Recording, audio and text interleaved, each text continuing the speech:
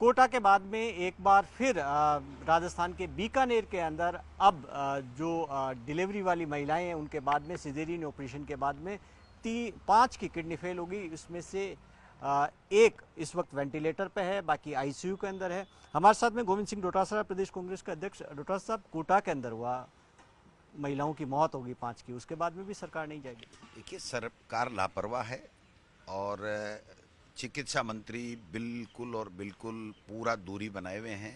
उनका मेरे समझ में नहीं आता कि चिकित्सा के प्रति उनकी कोई संवेदनशीलता है या नहीं है। कोटा के अंदर जो हमारी बहनों की मौत हो गई, उनकी गलती से हो गई, गलत दवाई से हो गई, आईसीयू के अंदर उसमें ओटी के अंदर इन्फेक्शन होने से हो गई। और हमारी कांग्रेस पार्टी ने वहाँ धरना भी दिया, मामला भी उठाया, हमने कमेटी भी बैठाई। पूरी तरीके से दोषी निकले वो लोग बाग। उनकी गलती की वजह से 6 बेटियों की जान चली गई, छोटे छोटे बच्चों को छोड़ के चली गई।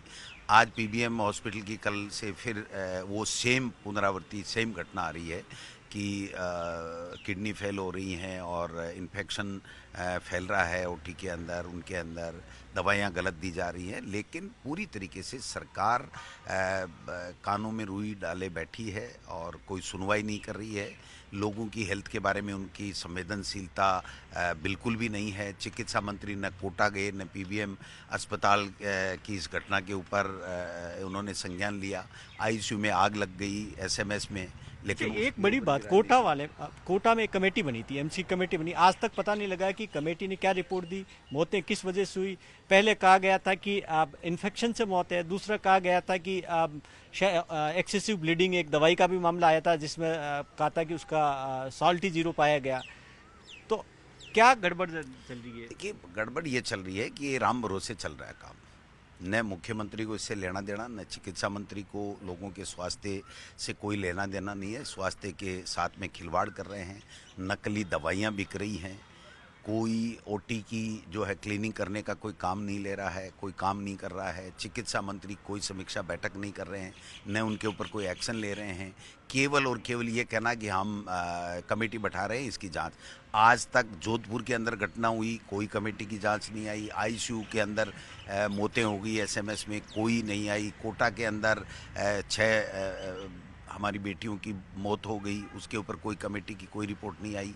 अब पीबीएम हॉस्पिटल बीकानेर में हो गई है, कोई रिपोर्ट नहीं आएगी, कोई जवाबदेही नहीं है।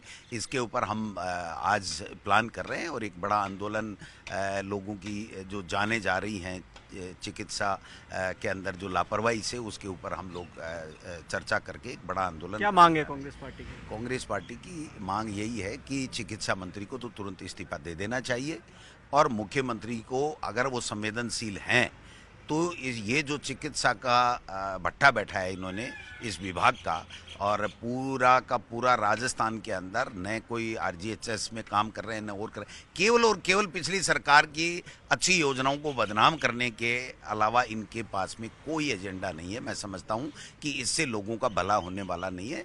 हम लोग चर्चा करके जल्दी एक्शन प्लान करेंगे और कांग्रेस पार्टी जो है वो सड़कों पे उतरेगी इनकी विफलताओं के खिलाफ।